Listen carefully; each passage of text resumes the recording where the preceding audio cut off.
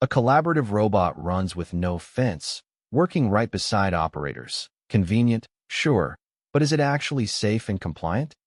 First, get one thing straight. Fenceless doesn't mean the robot is inherently safe.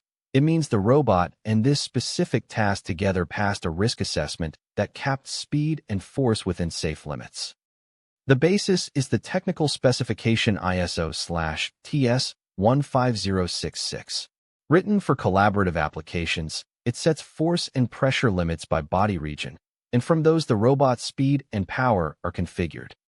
It works on two layers, power and force limiting, so the robot already runs within capped speed and torque, and collision detection, which stops the moment contact exceeds a threshold, so it never keeps pressing.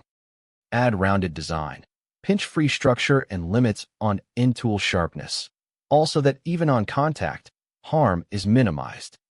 The upside is concrete. Drop the safety fence and the station shrinks. Layout gets flexible, and people and robots share one bench. Loading, assembly, and inspection flow together. One caveat to stress. Fenceless always rests on a risk assessment of this task. Change the part, the end tool, or the tact, and the assessment must be redone, never copy-pasted. A Cobot safety is assessed and engineered, not assumed. This is EVST. We make human-robot stations safe to ISO/TS 15066. For real.